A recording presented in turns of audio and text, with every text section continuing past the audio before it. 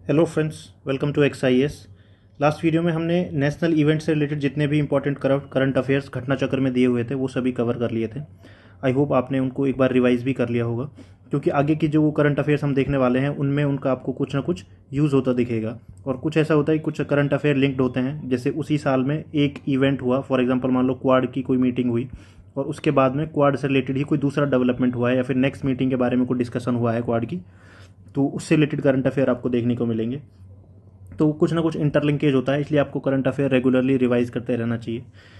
चलिए हम आज के करंट अफेयर स्टार्ट करते हैं। आज के करंट अफेयर्स हमारे इंटरनेशनल रिलेशन से रिलेटेड रहने वाले हैं, और इंटरनेशनल रिलेशंस का करंट अफेयर है जो उसका वेटेज आप देखोगे एग्जाम्स में दिन प्रतिदिन बढ़ रहा है, यूपीएससी और स्टेट पीसीएस एग्जाम्स में भी।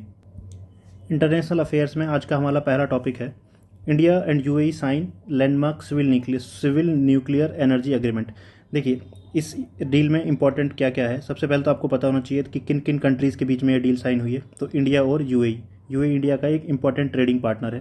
दूसरा, ये जो न्यूक्लियर डील साइन हुई है ये सिविल पर्पजेज़ के लिए हुई है, यानी कि मिलिट्री पर्पज़ के लिए ये डील नहीं है।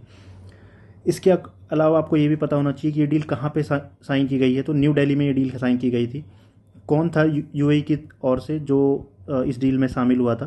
तो ये डील को साइन करने के लिए शेख खालिद बिन मोहम्मद बिन जायद अल नहयान हैं, जो ये आए थे इंडिया, और इन्होंने मेमोरेंडम ऑफ अंडरस्टैंडिंग साइन किया था। मेमोरेंडम ऑफ अंडरस्टैंडिंग, ये आपने कई बार ये टर्म सुना होगा। इसका सिंपली मतलब ये होता है कि दो कंट्रीज़, उनके बीच में कॉमन अंडरस्टैंडिंग बन जाती है कि हम इस पर्टिकुलर क्षेत्र में कैसे काम करेंगे मिल बांट के। ठीक है, यूएई इंडिया का थर्ड लार्जेस्ट ट्रेडिंग पार्टनर है, ये भी मैंने आपको बता दिया है। जो भी न्यूक्लियर आज के टाइम पे एनर्जी एग्रीमेंट होता है किसी भी दो कंट्रीज़ के बीच में, तो वहाँ पे आपको ये चीज़ें देखने को मिलेंगी कि पीसफुल यूज़ करेंगे हम न्यूक्लियर एनर्जी का। COP28 हुआ था जो इस बार, उसमें भी COP28 का इंपॉर्टेंट एक एजेंडा था कि जो न्यूक्लियर एनर्जी है उसको हम कैसे यूज़ कर सकते हैं फ्यूचर में क्लीन एनर्जी की तरफ ट्रांजिशन करने के लिए। इसके अलावा लॉन्ग टर्म एलएनजी सप्लाई, इसके रिगार्डिंग भी इसमें एक एमओयू साइन हुआ था। देखिए, ये इंपॉर्टेंट है ये जो इंडिया यूएई का जो सिविल न्यूक्लियर डील है, क्योंकि हाल ही में जो सीएपीएफ का एग्ज़ाम हुआ था, उस सीएपीएफ के एग्ज़ाम में भी इससे क्वेश्चन आया था। ठीक है, और काफ़ी डेप्थ में क्वेश्चन आया था, तो इसलिए ये इंपॉर्टेंट है, आपको पता होना चाहिए। Next, Israel tower semiconductor. देखिए, मैं आपको स्टार्टिंग में बता रहा था कुछ क्वेश्चंस हैं जो आपको कनेक्टेड होंगे, रिपीट देखने को मिलेंगे। ये क्वेश्चन हमने पिछली वीडियो में भी देखा था कि कैसे चिप मैन्युफैक्चरिंग के लिए इसराइल की एक कंपनी है टावर सेमीकंडक्टर, इसने अडानी ग्रुप के साथ में एक बेसिकली एक जॉइंट वेंचर स्टार्ट करा है। कहाँ पे? महाराष्ट्र में। तो ये आपको ये पता होना चाहिए, टावर सेमीकंडक्टर ये कहाँ की कंपनी है? इसराइल की कंपनी है। नेक्स्ट, महाराष्ट्र में इसका हो रहा है, तो महाराष्ट्र में अगर हो सकता है कि मतलब जगह भी आ जाए, अगर आपकी किस्मत अच्छी नहीं है तो हो सकता है इतना डेप्थ में क्वेश्चन आ जाए। तो जगह का नाम कहा क्या है? तालोजा। तालोजा नाम की जगह है कि ये मुंबई के पास में, आउटस्कर्ट्स ऑफ मुंबई में है ये। ठीक है, बस इतना आपको पता होना चाहिए कि ये महाराष्ट्र में है, तालोजा नाम की जगह है, जो इसराइल की कंपनी है जिसका नाम है टावर सेमीकंडक्टर। इंडिया में अडानी ग्रुप है जो, उसके साथ मिलकर इन्होंने चिप मैन्युफैक्चरिंग का ये काम स्टार्ट करेंगे। India Maldives defence cooperation dialogue हुआ है हाल ही में। देखिए, इस तरीके के डायलॉग्स होते रहते हैं। ज़्यादा डेप्थ में आपको इन सब चीज़ों के बारे में जानने की ज़रूरत नहीं है, बस आपको इतना जान लेना है कि ये अगर मान लो ये इवेंट है, उस टाइम पे कुछ सिग्निफिकेंट चीज़ हुई है या फिर इसका लोकेशन क्या है। तो जैसे इंडिया मालदीव का आपको पता होगा, दोस्ती नाम की एक एक्सरसाइज होती है। इंडिया मालदीव के रिलेशनशिप्स हैं जो थोड़ा वो बिगड़ रहे थे बीच में, लेकिन हाल ही में जो मालदीव्स के राष्ट्रपति हैं मुइज़्ज़ू, वो दिल्ली आए थे, तो उस टाइम से थोड़ा हालात ठीक हो गए हैं। तो न्यू दिल्ली में ये समिट हुआ था। ठीक है, और इंडिया है जो वो it is seen as a net security provider in Indian Ocean. Next, मॉल ये हो गया। इसके अलावा देखिए, इसके अलावा यहाँ पे एक वर्ड और मेंशन्ड है, NFP। इसका मतलब क्या होता है? इसका मैंने एक रिसेंटली आई थिंक, वैसे तो कोई छोटा ही एग्जाम था वो एसएससी का, उसमें इसका देखा था कि इसका फुल फॉर्म पूछा हुआ था कि NFP in terms of foreign policy India, इसका मतलब क्या है? तो इसका मतलब है नेबरहुड फर्स्ट पॉलिसी, यानी कि जो हमारे नेबर्स हैं उनको हम ज़्यादा तवज्जो देंगे। Next, PM on an official visit to Brunei. देखिए, ब्रूनेई को विजिट करने वाले नरेंद्र मोदी जी पहले प्राइम मिनिस्टर बन गए हैं इंडिया के। ठीक है, इसके इनके पहले कोई किसी ने ब्रूनेई को विजिट नहीं किया था। ब्रूनेई का कैपिटल क्या है? इसका नाम है बंदर सेरी बागवान। बंदर सेरी बागवान, ये कैपिटल भी पूछा जा सकता है एग्जाम में। ठीक है, इतना रिलेवेंट है ये, क्योंकि ये बहुत कम ये कंट्री न्यूज़ में आता है, लेकिन इस साल ये काफ़ी न्यूज़ में रहा है। ब्रूनेई है जो, इसके पास काफ़ी ऑयल वगैरह के रिजर्व्स हैं। वहाँ के सुल्तान हैं, उनका नाम है हाजी मेजेस्टी सुल्तान, ये तो टाइटल हो गया एक तरीके से, हाजी हसानुल बोल्किया। और ये मैंने आपको बता दिया कि फर्स्ट एवर विजिट है ये इंडियन प्राइम मिनिस्टर की ब्रुनई के लिए। ब्रुनई है जो वो ऑयल्स के लिए फेमस है, बहुत छोटा सा कंट्री है ये। कालीबंतन जो आइलैंड है ना, जिसको बोर्नियो आइलैंड भी बोलते हैं, देखिए बोर्नियो आइलैंड दुनिया का एकमात्र ऐसा आइलैंड है जो 3 कंट्री शेयर करती हैं, जिसको कौन कौन सी, एक तो है मलेशिया, एक है आपका इंडोनेशिया, और तीसरा है इस पर ब्रुनई कंट्री है जो वो तो पूरा ही इसी के ऊपर है। प्राइम मिनिस्टर नरेंद्र मोदी जी यहाँ पे एक मॉस्क है जिसका नाम है ओमार अली सैफुद्दीन मॉस्क, यहाँ भी गए थे। ठीक है, ये भी पूछा जा सकता है कि ये मॉस्क कहाँ पे है, ये आपको पता होना चाहिए, एटलीस्ट कैपिटल पता होना चाहिए। यूपीएससी भी आजकल ऐसे क्वेश्चंस पूछ रही है, और स्टेट पीसीएस में के तो फेवरेट क्वेश्चन रहते हैं, जहाँ पे कंट्री का नाम दे देंगे और सिटी का नाम दे देंगे और आपसे बोलेंगे कि मैच करके बताइए। Next, PM Modi's Ukraine visit. PM Modi का यूक्रेन विजिट हाल ही में हुआ था, उसके बाद पीएम मोदी रशिया भी गए हैं। देखिए पीएम मोदी ने आज हाल ही में कई सारी ऐसी कंट्रीज़ को विजिट किया है जहाँ पे नॉर्मली हमारे जो प्राइम मिनिस्टर हैं वो इतना नहीं जाते हैं। जैसे कि हमारे जो प्राइम मिनिस्टर हैं वो पोलैंड गए थे, 40 ईयर्स बाद कोई पोलैंड गया था, 45 ईयर। रशिया गए थे कुछ टाइम पहले। उसके अलावा ये ब्रुनई कंट्री हो गया। उसी तरीके से यूक्रेन की विजिट भी हमने की है, और this was also the first ever visit by an Indian prime minister to Ukraine. Ukraine का कैपिटल क्या है? कीव। कीव में एक पार्क है जिसका नाम है ओएसिस ऑफ पीस। पूछा जा सकता है कि ये पार्क किसको डेडिकेटेड है, तो ये पार्क है जो गांधी जी को डेडिकेटेड है, ओएसिस ऑफ पीस। हो सकता है आपसे पूछे जाए कि गांधी जी को जो पार्क डेडिकेटेड है ओएसिस ऑफ पीस, ये कहाँ पे है, और हो सकता है क्वेश्चन में आपसे डाल दिया जाए ब्रुनेई डाल दिया, पोलैंड डाल दिया, रशिया डाल दिया, यूक्रेन डाल दिया, चारों ऐसे कंट्री जहाँ पे आप आइडिया नहीं लगा पाओगे, तो आपको पता होना चाहिए इसके बारे में। ठीक है, ओएसिस ऑफ पीस को इस तरह याद रख लो कि पीस फिलहाल कहाँ पर डिस्टर्ब हो रखी है, तो रशिया यूक्रेन इन दोनों में से कहीं पर होगा। नेक्स्ट हम देखते हैं। देखिए एक वर्ड और है यहाँ पे इंपॉर्टेंट, जिसका नाम है मारिनेस्की पैलेस। अभी मारिनेस्की पैलेस ये इंपॉर्टेंट क्यों है? देखिए आपने अक्सर देखा होगा स्टेट पीसीएस के एग्जाम्स में कई बार ऐसे क्वेश्चन आ जाते हैं कि किसी दूसरी देश की पार्लियामेंट है, लोकसभा जैसे हमारे यहाँ पे होती है, लोकसभा राज्यसभा, उनके नाम होते हैं। जैसे आपने सुना होगा नेसेट करके नाम होता है, शूरा करके नाम होता है, कहीं पे उसको पंचायत बोलते हैं, जातीय पंचायत बोलते हैं। तो उस तरीके से ये प्रेसिडेंट का जो हाउस है ना यूक्रेन में, उसको बोलते हैं ये मारिनेस्की पैलेस। तो ये एक कासल है अपने आप में, हो सकता है पूछ लिया जाए। कुछ एग्रीमेंट साइन हुए हैं, इतना इंपॉर्टेंट नहीं है ये एग्जाम में के लिए, लेकिन एक बार को नज़र मार लो आपकी एग्रीकल्चर और फूड इंडस्ट्री से रिलेटेड है, ड्रग्स से रिलेटेड है, ह्यूमैनिटेरियन ग्रांट जो हमने रशिया यूक्रेन को दिया है, कल्चरल कोऑपरेशन, बहुत जेनेरिक पॉइंट्स हैं। एग्जाम में ऐसे पॉइंट्स नॉर्मली नहीं पूछे जाते हैं, ये एक इंपॉर्टेंट है। ऑल्दो ये यूक्रेन को हमने दिया है, देखिए इसके लिए तो बस आपको इतना याद रखना है कि यूक्रेन को हमने भीषम क्यूब दिया है, लेकिन आपको ये भी पता होना चाहिए कि भीषम क्यूब है क्या क्या। देखिए इसका फुल फॉर्म तो है भारत हेल्थ इनिशिएटिव फॉर सहयोग, हिता एंड मैत्री। हेल्थ, देखिए नाम से पता नहीं चल रहा है कि है क्या, तो आपको इतना याद रखना है कि ये एक मोबाइल हॉस्पिटल है। मोबाइल हॉस्पिटल मतलब चलता फिरता हॉस्पिटल है ये। ठीक है, कहीं पे भी आप ऑपरेशन थिएटर तक जैसी फैसिलिटीज़ थोड़ी देर में ही इस्टेब्लिश कर सकते हो इसकी हेल्प से, यानी कि ये पोर्टेबल है, बहुत हाईली पोर्टेबल है ये। नेक्स्ट, प्राइम मिनिस्टर ने पोलैंड को विजिट किया हाल ही में। पोलैंड की विजिट से क्या क्या आउटकम निकल के आए, ये सब यहाँ पे बताए हुए हैं, लेकिन आपको आउटकम याद करने की जरूरत नहीं है, लेकिन कुछ चीज़ें हैं जो आपको पता होनी चाहिए। वॉर्सो है जो ये कहाँ की कैपिटल है, ये पोलैंड की कैपिटल है, और यहीं पे विजिट किया था प्राइम मिनिस्टर ऑफ इंडिया ने। डोनाल्ड टस्क, ये प्राइम मिनिस्टर हैं पोलैंड के। ये इंपॉर्टेंट इसलिए तो हो ही जाते हैं कि मोदी जी ने यहाँ विजिट करा है, लेकिन दूसरा रीज़न इनके बारे में आपको पता होना चाहिए क्योंकि ये 2023 में ही इलेक्ट होकर आए थे, तो दो करंट अफेयर में इनका नाम आता है, इसलिए आपको इनके बारे में पता होना चाहिए। इसके अलावा एक यूथ एक्सचेंज प्रोग्राम भी हमने स्टार्ट किया है पोलैंड के साथ में। देखिए पोलैंड ने हमारी काफ़ी हेल्प करी थी जब हमने ऑपरेशन गंगा चलाया था अपने लोगों को यूक्रेन से इंडिया लाने के लिए, जब यूक्रेन और रशिया का वॉर स्टार्ट हुआ था, तो इसलिए हम लोग इन लोगों के साथ काफ़ी कोऑपरेट कर रहे हैं फिलहाल। इसका नाम है जाम साहब मेमोरियल यूथ एक्सचेंज। नाम से ही पता चल रहा है क्या है ये, बस इतना पूछा सकता है कि कौन सी कंट्री के साथ करा है, तो पोलैंड के साथ करा है। ठीक है, यहाँ पे जो प्रेसिडेंट है उनके हाउस को क्या बोला जाता है? बेलवेडर पैलेस। ऑपरेशन गंगा के टाइम इन्होंने हेल्प की थी, मैंने आपको बता दिया है। और इसके अलावा पोलैंड है ना, जो यहाँ पे कबड्डी का भी शौक है यहाँ पे लोगों को, जैसे हमारे इंडिया में कबड्डी फेमस है, हम चैंपियन हैं कबड्डी के, वैसे ही यहाँ पे भी है। तो पीएम मोदी ने उनके कबड्डी के जो फेडरेशन है उससे भी मुलाकात करी थी। नेक्स्ट, देखिए एक चीज़ है जो हमने इंडिया ने एक्सपोर्ट की है फॉर द फर्स्ट टाइम, किसको? पोलैंड को। क्या है ये? जीआई टैग मिला हुआ है इसको, पुरंदर फिग होता है ना, अंजीर बोलते हैं जिसको, फिग, वो हमने एक्सपोर्ट करा है कहाँ को? पोलैंड को। इसको जीआई टैग मिला हुआ है पुरंदर। देखिए पी से ही पुरंदर है और पी से ही पुणे बनता है, पुणे। ठीक है, पुणे में उगाया जाता है ये पुरंदर, ये मतलब जीआई टैग है। जीआई टैग है तो ऑब्वियस जीआई टैग का मतलब ये होता है कि ये चीज़ सिर्फ आपको यहीं मिलेगी और कहीं नहीं मिलेगी। Next, India and Denmark collaborate on clean river initiative. देखिए क्लीन रिवर इनिशिएटिव का बैकग्राउंड आपको दे देता हूँ मैं। आप जो COP28 हुआ था ना इस बार, COP28 कहाँ हुआ था इस बार? इस बार COP28 आपका UAE में हुआ था। इसके पहले का जो COP27 था वो आपका इजिप्ट में हुआ था। COP29 कहाँ होगा? बाकू, अजरबैजान में होगा। ठीक है, ये आपको पता होनी चाहिए डिटेल से। बाकू बहुत न्यूज़ में है, आपको पता होना चाहिए कि Baku is the capital of Azerbaijan. Azerbaijan वही कंट्री है जो किसके साथ टच करती है? कैस्पियन सी। उसके लिए एक ट्रिक पढ़ा देना, टिकरा टिकरा क्रिप टिकरा क्या बताता है कौन कौन सी कंट्रीज टच करती हैं आपकी कैस्पियन सी को। इसमें टर्की आ जाता है, ईरान आ जाता है, काजाकिस्तान, रशिया और अजरबैजान। ठीक है, तो ये बाकू और मतलब अजरबैजान इंपॉर्टेंट कंट्री है, आपको पता होना चाहिए। लैंडलॉक्ड नहीं है ये। ठीक है, लैंडलॉक्ड इसके पास एक दूसरी कंट्री है जिसका नाम है अर्मीनिया। अर्मीनिया लैंडलॉक्ड है। अर्मीनिया का कैपिटल क्या है? येरेवन। ये भी पूछा जाता है एग्जाम में, बहुत पूछा जाता है ये लैंडलॉक्ड कंट्रीज़ में, येरेवन। ठीक है, तो मैं इसको आपको COP28 के बारे में बता रहा था। COP28 में इंडिया ने एक इनिशिएटिव स्टार्ट करा था जिसका नाम था ग्लोबल रिवर अलायंस। जो ग्लोबल रिवर अलायंस है ना, उसी की तर्ज पे क्लीन रिवर इनिशिएटिव स्टार्ट करा है इंडिया और डेनमार्क ने। ठीक है, इसमें क्या करा जाएगा? बेसिकली एक लेबोरेटरी सेटअप करी जाएगी ऑन क्लीन रिवर्स। कहाँ पे? वाराणसी में, on the banks of Ganga. और इसमें इंडिया की तरफ से जो यूनिवर्सिटी या फिर कॉलेज इसको देखेगा वो है IIT BHU। और टू बी स्पेसिफिक अगर मैं बोलूँ तो गंगा तो बहुत बड़ी रिवर है।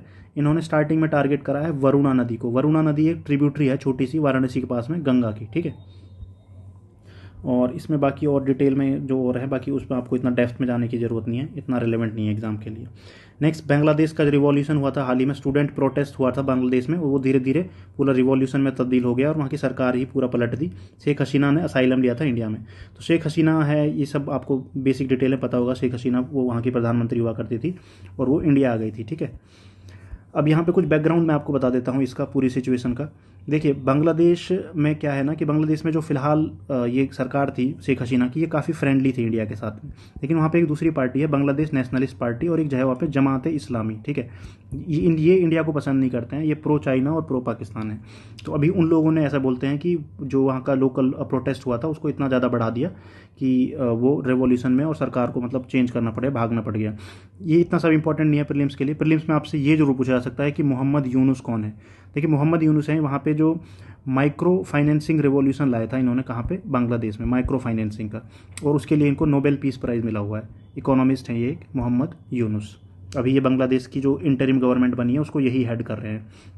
यहाँ पे बांग्लादेश लिबरेशन वॉर, जब बांग्लादेश बना था 1971 में, इंदिरा गांधी जी उस टाइम पे इंडिया की क्या हुआ करती थी? प्राइम मिनिस्टर हुआ करती थी। और शेख मुजीबुर रहमान ये लीडर हैं उस बांग्लादेश जो बना था लिबरेशन वॉर, उसके सबसे इंपॉर्टेंट लीडर हैं शेख मुजीबुर रहमान। और शेख मुजीबुर रहमान की ही मतलब बेटी हैं शेख हसीना। ठीक है, उन्हीं के परिवार से हैं।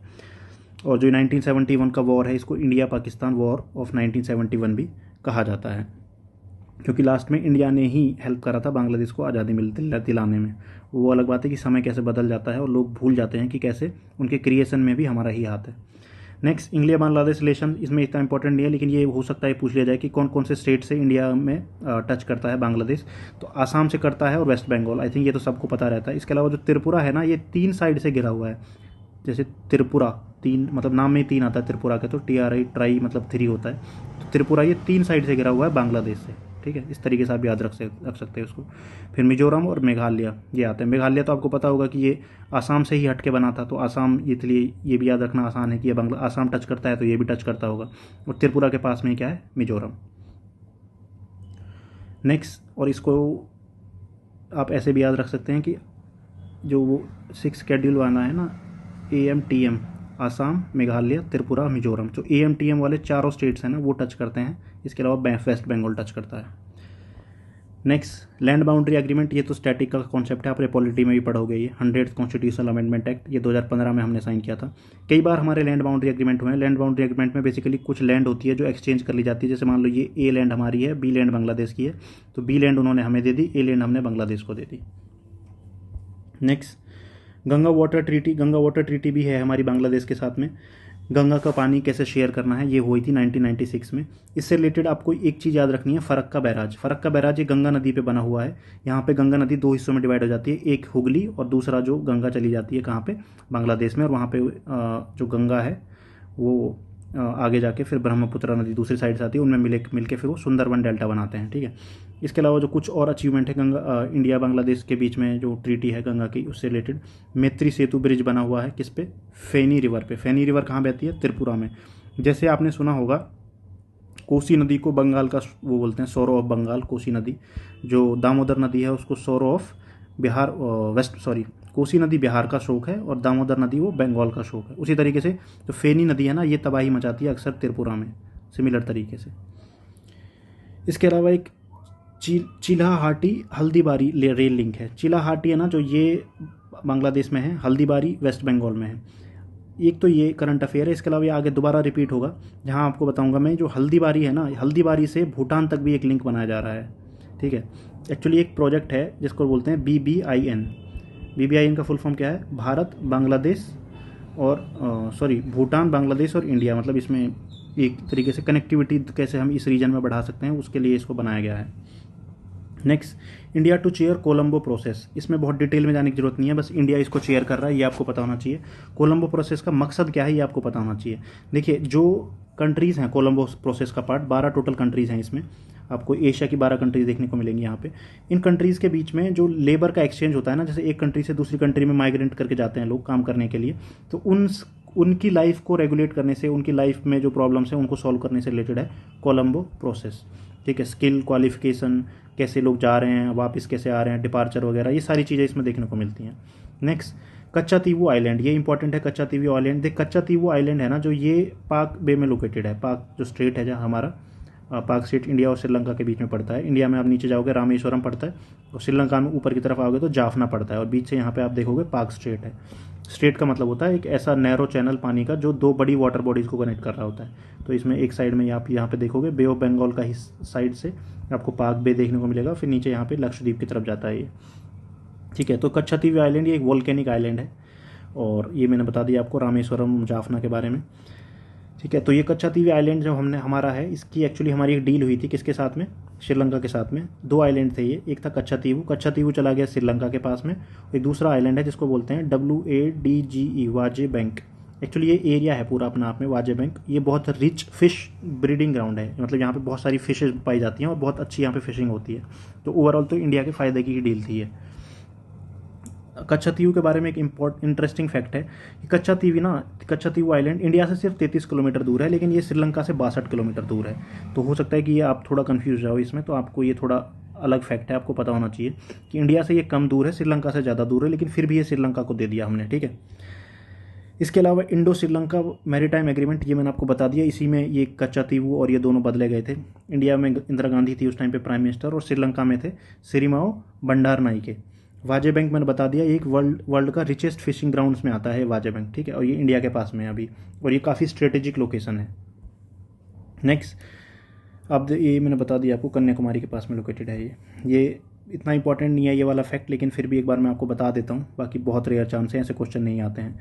You solar clean energy solutions करके एक कंपनी है, वो श्रीलंका में एक रिन्यूएबल एनर्जी प्रोजेक्ट स्टार्टअप कर रही है। ये क्वेश्चन काफ़ी इंपॉर्टेंट है। फर्स्ट हिंदू टेम्पल इस्टेब्लिश करा गया है यूनाइटेड अरब एमिरेट्स में। यूएई में भी ये कहाँ करा गया है? एक्चुअली में अबू धाबी में करा गया, ठीक है। यूएई 7 एमिरेट्स से मिलकर बना है। तो यहाँ पे टोटल 7 एमिरेट्स हैं। आप ये मंदिर भी देखोगे, जो इसमें मंदिर में जो शिखर बनाए जाता है, ऐसे 7 शिखर बनाए गए हैं जो 7 एमिरेट्स को रिप्रेजेंट करते हैं। देखिए, जो इस ऑर्गेनाइजेशन है ना, इसका नाम है BAPS, यानी कि BAPS इस तरीके से लिखते हैं। इसका पूरा नाम है बोचनवासी अक्षर पुरुषोत्तम स्वामीनारायण संस्था। जो इकोनॉमिक एंड सोशल काउंसिल है ना उसकी, यूनाइटेड नेशंस की, उसके साथ एसोसिएटेड एक नॉन गवर्नमेंटल ऑर्गेनाइजेशन है ये। भगवान स्वामीनारायण हुए हैं 1700 के आसपास, उनके नाम पे ये जो संस्था है वो चलती है।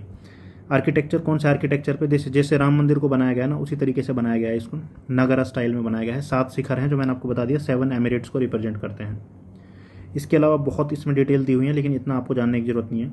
ये थोड़ा मेरे को ऑड डिटेल लगी इसमें ना डोम भी बनाए गए हैं, डोम ऑफ हारमनी या डोम ऑफ पीस। नॉर्मली जो डोम है वो आपको मस्जिद में और उसमें देखने को मिलते हैं, गुरुद्वारे में, मंदिरों में नहीं होते हैं डोम्स।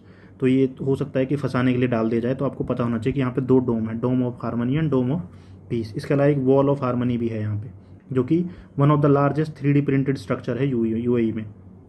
कुछ और भी डिटेल दी हुई है, लेकिन आई डोंट थिंक इतना डेप्थ में आएगा, लेकिन फिर भी ये एक बार वर्ड्स आप पढ़ लेना, जैसे गोमुख हो गया, पिलर ऑफ पिलर्स हो गया, होली रिवर, घाट, जैसे होली रिवर है वो गंगा को रिप्रेजेंट करती है, घाट एक आर्टिफिशियल घाट बनाया गया है जैसे वाराणसी की तर्ज पे। तो ये भी यहाँ पे बनाए गए हैं हाईलाइट्स करके, लेकिन ये इतना डेप्थ में क्वेश्चन आने के बहुत रेयर चांसेस हैं। नेक्स्ट, इंडिया भूटान रिलेशन, देखिए कल मैंने आपको जब इंडिया भूटान के बारे में पढ़ाया था तो मैंने आपको एक चीज़ बताई थी कि भूटान एक सिटी बना रहा है गेलेफू नाम की, कहाँ पे, आसाम के बॉर्डर के पास में। तो गेलेफू और कोकराझार आसाम, ये बेसिकली यहाँ पे ना कनेक्टिविटी को बढ़ाने के लिए रेल लिंक इस्टेब्लिश करी जा रही है। मैंने आपको बताया था ना जो BBIN इनिशिएटिव है ना, इसके अंतर्गत हम इन सब चीज़ों को बेहतर करने की कोशिश कर रहे हैं, कनेक्टिविटी वगैरह इस एरिया में। ठीक है, भूटान का किंग है जो, उनके क्या नाम है, जिग्मे केशर नामग्याल वांगचुक, नामग्याल डायनेस्टी है जो ये रूल करती है यहाँ पे, जिग्मे केशर वांगचुक, नामग्याल वांगचुक। इसके अलावा मैंने आपको थोड़ी देर पहले एक चीज़ और बताई थी, हल्दीबारी और चिल्हाहाटी, ये BBIN प्रोजेक्ट है ना जो, उसी सब के अंदर ये इनिशिएटिव्स के अंदर सब चल रहा है ये। तो ये हल्दीबारी और चिल्हाहाटी और जेलेफू, ठीक है, ये 2-3 बार आज, मतलब ये पिछले 1 साल में ना कई बार न्यूज़ में रहे हैं ये। तो ये बाकी हल्दीबारी और चिल्हाहाटी तो हो सकता है, कम चांस है, हल्दीबारी के तो सबसे कम चांस है क्योंकि इंडिया में ही है, लेकिन ये चिल्हाहाटी और जेलेफू, ये 2 इंपॉर्टेंट टाउन्स हैं, ये आपको पता होना चाहिए। ठीक है, ये भूटान वाला बहुत इंपॉर्टेंट है। नेक्स्ट देखिए 2+2 मिनिस्ट्रियल डायलॉग, आजकल ये इंटरनेशनल अफेयर्स में और फॉरेन पॉलिसी में काफ़ी चर्चा में रहते हैं 2+2 डायलॉग। 2+2 डायलॉग में क्या होता है ना, बेसिकली देखिए नॉर्मली होता है प्राइम मिनिस्टर और या फिर फॉरेन मिनिस्टर मीट करते हैं, लेकिन 2+2 डायलॉग में क्या होगा ना, 2 मिनिस्टर्स होंगे, एक फॉरेन मिनिस्टर होता है नॉर्मली और एक डिफेंस मिनिस्टर होता है, और वो दूसरी कंट्री के फॉरेन और डिफेंस मिनिस्टर से बातचीत करते हैं, इसको 2+2 डायलॉग बोलते हैं। इंडिया ये क्वाड के तो सभी मेंबर्स के साथ कर चुका है, उसके अलावा रशिया के साथ कर चुका है, UK के साथ कर चुका है। तो ये इंडिया US की 2+2 मिनिस्ट्रियल डायलॉग हुआ था, ये होता रहता है, कोई बहुत बड़ी बात नहीं है। ठीक है, लेकिन यहाँ पे कुछ इंपॉर्टेंट कीवर्ड्स मेरे को मिले, जैसे ये है एक MQ-9B UAV मतलब अनमैन्ड एरियल व्हीकल, ड्रोन्स को बोलते हैं बेसिकली। ये है क्या MQ-9B, इसको ना प्रीडेटर ड्रोन भी बोलते हैं, प्रीडेटर ड्रोन। इंडिया ये USA से खरीद रहा है। उसके अलावा F414 जेट इंजन, ये तो बहुत कम चांस है पूछने के, लेकिन ये MQ-9B ना, ये कई एग्जाम्स में ऑलरेडी पूछा जा चुका है कि ये क्या है MQ-9B, तो ये एक प्रीडेटर ड्रोन है। और सप्लाई चेन रेजिलियंस, इंडिया देखिए जो वेस्ट है ना, वो कोई भी आजकल इनिशिएटिव ले रहा है ना, उसमें ये वर्ड आपको जरूर देखने को मिलेगा, सप्लाई चेन रेजिलियंस, कि हम सप्लाई चेन को मतलब रेजिलियंट करने की कोशिश कर रहे हैं। रेजिलियंट का मतलब है बेसिकली, इसका मतलब ये है, हम चाहते हैं कि चाइना के ऊपर जो डिपेंडेंसी है ना वो कम हो जाए, China+1 की पॉलिसी लेके चल रहे हैं सब ये, बस वो ये डायरेक्टली कोई बोलता नहीं है कि हमें चाइना से दिक्कत है, बाकी इस दिक्कत सबको चाइना से ही है। नेक्स्ट ये भी हमने आपको मैंने पहले बताया आपको, ICET India US initiative on critical and emerging technology, बहुत इंपॉर्टेंट है ये, प्रीलिम्स के बाद आप जब मेंस में पहुंचोगे ना तभी भी आपको काम आएगा ICET। नेक्स्ट समिट्स और कॉन्फ्रेंसेज हैं कुछ, वो देख लेते हैं। देखिए समिट्स और कॉन्फ्रेंसेज ना यहाँ पे थोड़ी रैंडम है ये, तो इतना ज़्यादा बहुत डेप्थ में इनके जाने की ज़रूरत नहीं है आपको, बस थोड़ा थोड़ा कहाँ हुई है, क्या थीम वगैरह है, ये पता होना चाहिए। ब्रिक्स की लिटरेचर फोरम की 2024 में जो मीटिंग हुई है वो कजान में हुई है, रशिया में। एक्चुअली रशिया इस बार ब्रिक्स की मीटिंग को हेड बेसिकली होस्ट कर रहा है, तो जो होस्ट करेगा वहीं पे सारी मीटिंग्स होंगी, ऑब्वियस सी बात है। तो कजान नाम की जगह कहाँ है ये भी पूछ सकते हैं। ब्रिक्स इस बार कौन होस्ट कर रहा है, रशिया कर रहा है, कहाँ पे कर रहा है, कजान में कर रहा है। थीम क्या है इसकी, world literature in the new reality, dialogue of traditions, national values and cultures. मैंने आपको पहले ही बताया था, जब कोई थीम इतनी बड़ी होती है ना तो उसके जितनी थीम बड़ी होगी उतने ही कम वो चांस हो जाते हैं उसके पेपर में आने के। नॉर्मली आप देखो छोटी छोटी सी थीम्स होती हैं जो पेपर में पूछी जाती हैं। Next Algeria joins BRICS, BRICS को एक्चुअली ब्रिक्स को ज्वाइन नहीं करा है, न्यू डेवलपमेंट बैंक है जो उसको ज्वाइन करा है। देखिए जो ब्रिक्स है ना, ये पहले ब्रिक कहा जाता था, इसको BRIC 2009 में बना था ये, फिर इसको 2010 में साउथ अफ्रीका ने भी ज्वाइन कर लिया, तो इसमें S जुड़ गया बाद में और ये बन गया ब्रिक्स। और फिर 2014 में क्या हुआ था, एक डिक्लेरेशन पास करा था इनको, जिसको बोलते हैं फोर्टालीजा डिक्लेरेशन। फोर्टालीजा एक्चुअली एक जगह है, कहाँ पे है ये फोर्टालीजा, ये नाम से ही आपको पता चलेगा, थोड़ा स्पेनिश सा नाम है ये, तो कहाँ पे है ये, ब्राज़ील में है ये फोर्टालीजा। तो यहाँ पे डिक्लेरेशन हुआ था, उसी डिक्लेरेशन के बाद में ये न्यू डेवलपमेंट बैंक बनाई गई थी। आपको कहीं 2015 मिलेगा, कहीं 2014 मिलेगा इसका लिखा हुआ, ठीक है। ब्रिक्स 2024 कहाँ हो रहा है मैंने आपको बता दिया, कजान रशिया में। इसके अलावा कुछ और देखिए नए मेंबर जुड़े थे इस बार ब्रिक्स में, वो भी आपको पता होना चाहिए। कौन कौन से मेंबर नए जुड़े हैं, ब्राज़ील तो पहले से ही है, रशिया पहले से ही है, इंडिया पहले से ही है, चाइना पहले से ही है, साउथ अफ्रीका 2010 में जुड़ा था। इसके अलावा इजिप्ट आया है, इथियोपिया, ईरान, सऊदी अरेबिया और यूनाइटेड अरब एमिरेट्स, ठीक है, ये नए नए कंट्रीज़ आए हैं यहाँ पे। ईरान और सऊदी दोनों आया है, दोनों वैसे राइवल कंट्रीज़ हैं लेकिन दोनों एक साथ आ गए हैं इसमें। इसके अलावा आपको एक चीज़ और पता होना चाहिए, देखिए जो जब ये कंट्रीज जुड़ने वाले थे ना नए, तो एक कंट्री और था जिसका नाम था अर्जेंटीना, इसने भी बोला था कि हम भी ज्वाइन करेंगे, लेकिन एंड में इसने मना कर दिया। तो ऐसी चीज़ें इंपॉर्टेंट हो जाती हैं, जैसे लास्ट में आके इसने मना कर दिया ना कि हम नहीं ज्वाइन करेंगे, तो हो सकता है ऑप्शन में ये भी दे दें कि इनमें से कौन सी कंट्री है जिसने नहीं ज्वाइन करा है, तो अर्जेंटीना ने ज्वाइन नहीं करा है। इसके अलावा जो थीम है इस बार की जो ब्रिक्स की समिट होने वाली है उसकी थीम यहाँ पे दी हुई है, strengthening multilateralism for equitable global development and security. Next देखिए G20 का जो 2023 का समिट था वो इंडिया में हुआ था, उसका क्या थीम था, उसका थीम था वसुधैव कुटुंबकम। ठीक है, वैसे ही अब ये थीम कहाँ हो रहा है, रियो दे जेनेरियो, ये भी स्पेनिश नाम है, नाम से ही पता चल रहा है। और ये कहाँ पे है, रियो में तो अर्थ समिट भी हुआ था, काफ़ी फेमस सिटी है ये। तो ये ब्राज़ील में है, ब्राज़ील में हो रहा है इस बार समिट, और इंडिया ने ही ब्राज़ील को एक तरीके से फॉरवर्ड करी है इसकी जो प्रेसिडेंसी है। और नेक्स्ट जो है होगा इस तो साउथ अफ्रीका में हो रहा है, जो नेक्स्ट है वो यूनाइटेड स्टेट्स में होगा। इसमें आपको थीम याद रखनी है, building a just world and a sustainable planet, ये इसका वो है।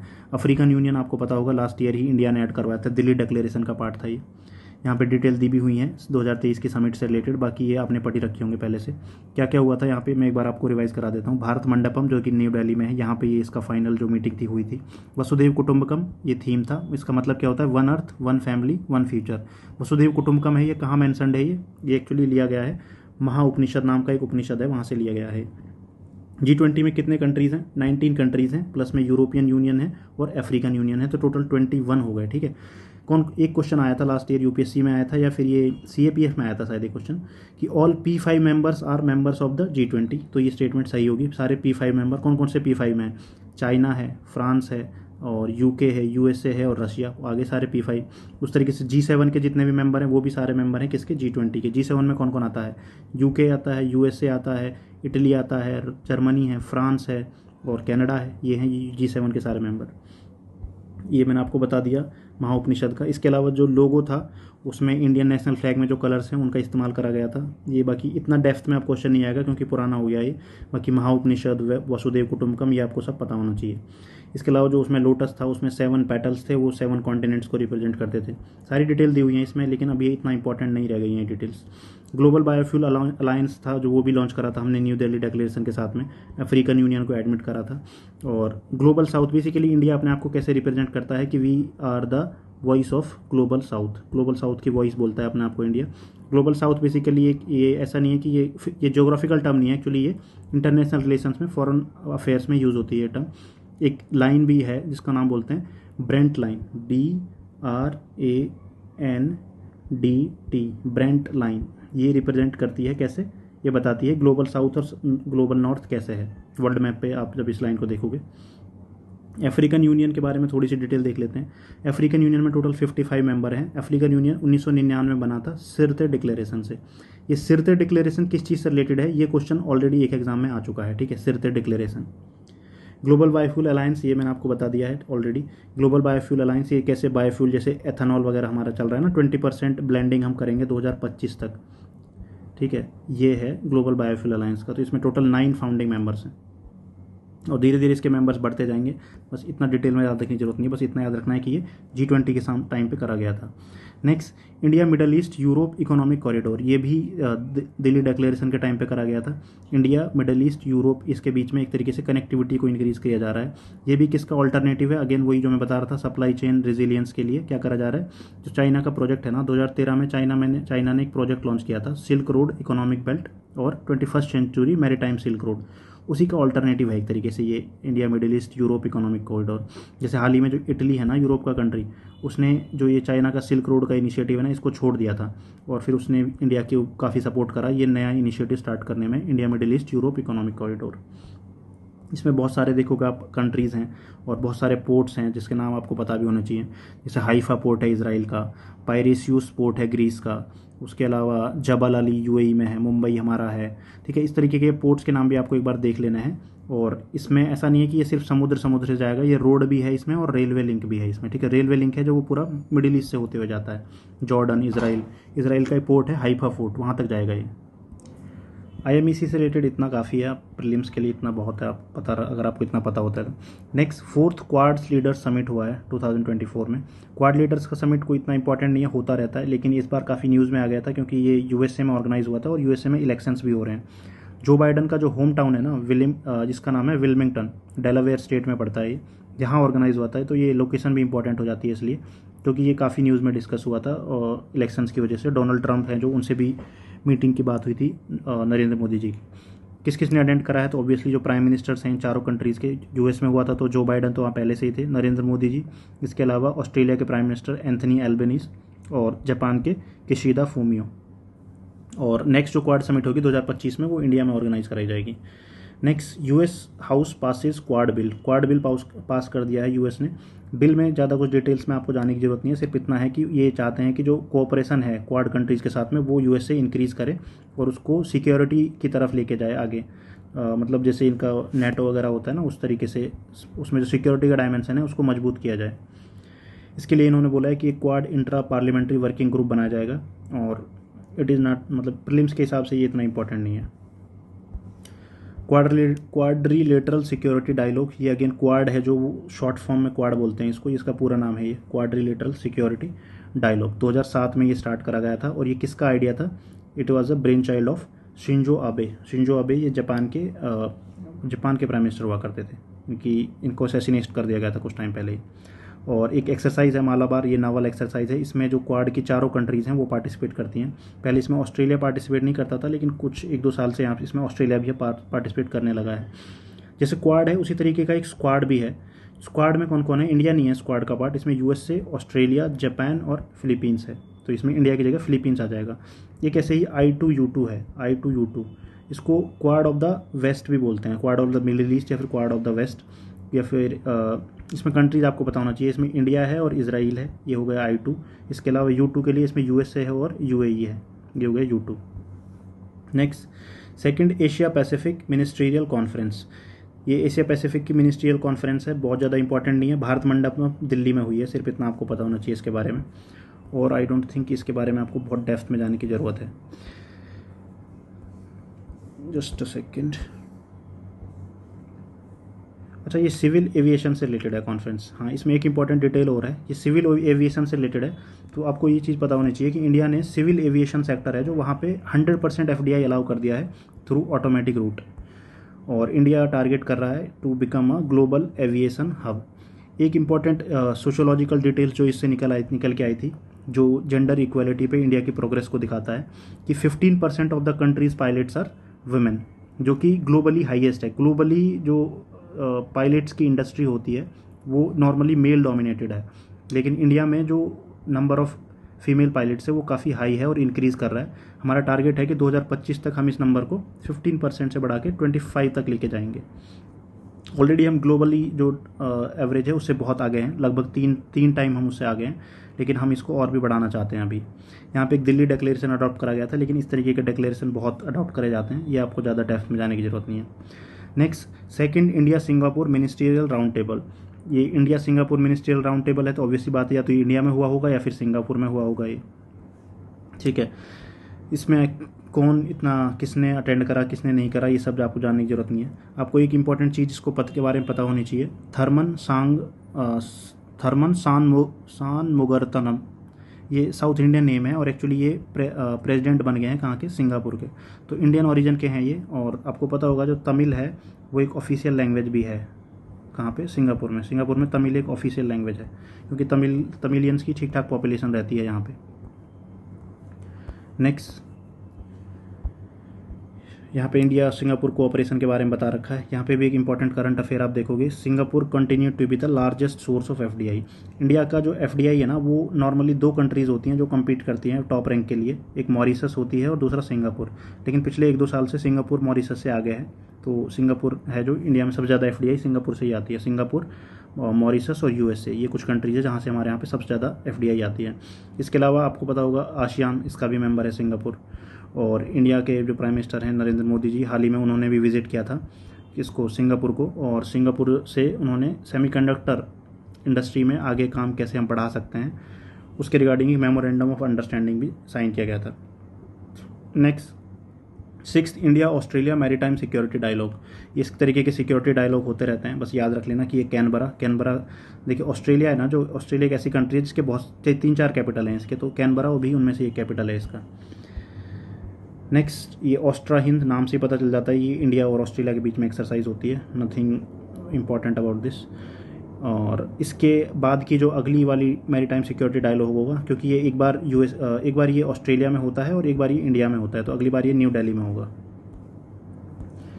नेक्स्ट देखिए, इंडिया आसियान रिलेशन से रिलेटेड है। इंडिया ने आसियान कंट्रीज़ के साथ में फ्री ट्रेड अग्रीमेंट साइन किया था, कब? 2009 में। इस फ्री ट्रेड अग्रीमेंट में सिर्फ गुड्स के लिए किया गया था, सर्विसेज नहीं थी इसमें। सर्विसेज के लिए फिर इसको फर्दर एक्सटेंड करा गया था 2014 में, और 2014 में सर्विस तो करा ही करा गया था, साथ में इन्वेस्टमेंट्स के लिए भी फ्री ट्रेड कर दिया था इंडिया ने आसियान के साथ में। और जब हमने फ्री ट्रेड साइन नहीं किया था आसियान के साथ में, जब हमारा जो ट्रेड था आसियान के साथ वो सिर्फ $2 बिलियन था, जो कि अब $70 बिलियंस में क्रॉस कर चुका है। तो ये फ़ायदे का ही सौदा हुआ है इंडिया के साथ। ऑल्दो इंडिया है जो रीजनल कॉम्प्रिहेंसिव इकोनॉमिक पार्टनरशिप है जो आसियान ने स्टार्ट करी थी, इंडिया उसका मेंबर नहीं है। हाल ही में ऐसा बताया जा रहा है, पहले ऐसे बोला जाता था इंडिया के लिए, क्रिटिसाइज़ किया जाता था इंडिया को कि इंडिया को RCEP ज्वाइन कर लेना चाहिए था, लेकिन अभी आप लेटेस्ट में देखोगे तो RCEP इंडिया ने ज्वाइन नहीं किया। ये इंडिया के लिए फ़ायदे का ही सौदा था, क्योंकि चाइना भी RCEP का पार्ट है और फिर इंडिया को चाइना के साथ भी फ्री ट्रेड अग्रीमेंट साइन करना पड़ता, और ऑलरेडी हमारा चाइना के साथ बहुत सारा ट्रेड डेफिसिट है। Next, India Russia annual summit. India Russia annual summit हुई है, तो इंडिया रशिया है तो रशियन फेडरेशन, आपको पता ही होगा, नरेंद्र मोदी जी हैं जो गए थे अभी कुछ टाइम पहले रशिया, तो उसी से रिलेटेड है। मॉस्को है, this is the capital of Russia, और रशिया का एक फेमस एयरपोर्ट है, ये भी न्यूज़ में आया था, वनुकोवो एयरपोर्ट। ये इतना इम्पोर्टेंट नहीं है, लेकिन कभी कभी एयरपोर्ट वगैरह भी आ जाते हैं प्रीलिम्स में। नेक्स्ट देखिए, ये इंपॉर्टेंट है, यहाँ से क्वेश्चन बन सकता है। जब हमारे प्राइम मिनिस्टर रशिया गए थे तो वहाँ पे रशिया का जो हाईएस्ट सिविलियन ऑर्डर है, जैसे हमारे इंडिया में भारत रत्न का अवार्ड दिया जाता है, उसी तरीके से वहाँ पे order of Saint Andrew the Apostle, इनका नाम से ये अवार्ड दिया जाता है। ये हाईएस्ट सिविलियन है, जैसे भारत रत्न है उस तरीके का है ये, और ये नरेंद्र मोदी जी को वहाँ पर दिया गया था। Next, 46 world heritage meeting, world heritage committee की मीटिंग हुई है 46, और ये कहाँ पर हुई है? इंडिया में हुई है, भारत मंडपम में। न्यू दिल्ली में आजकल कोई भी मीटिंग हो रही है तो वो इंडिया में ही यहीं पे हो रही है, भारत मंडपम में, और प्राइम मिनिस्टर ने खुद इसको इनॉग्रेट करा था। इसलिए हमने, इसके अलावा हमने जो यूनेस्को है उसको हमने पैसे भी दिए हैं, ग्रांट दिया है $1 मिलियन का। इंडिया का एक इनिशिएटिव है, विकास भी विरासत भी। इसमें बेसिकली हम कैसे डेवलपमेंट को सस्टेनेबली लेके चल सकते हैं अपनी एंशियंट हेरिटेज के साथ में। फॉर एग्जांपल जैसे नालंदा है, उसको हमने रिवाइव किया है। उसके अलावा गया है जो, वो भी एक हिस्टोरिकल सिटी है, उसको हम इंडस्ट्रियल नोड की तरह डेवलप कर रहे हैं। तो वहाँ पे आप ये सब कोट कर सकते हो, विकास भी विरासत भी। इसका मतलब यही है कि कैसे हम एक साथ लेके चलें डेवलपमेंट को और अपनी एंशियंट हेरिटेज को। जो यूनेस्को के डायरेक्टर हैं ऑड्री ऑज़लोव, ये भी इंडिया विजिट करा था इन्होंने, ये भारत मंडपम में अटेंड करने आए थे ये फंक्शन।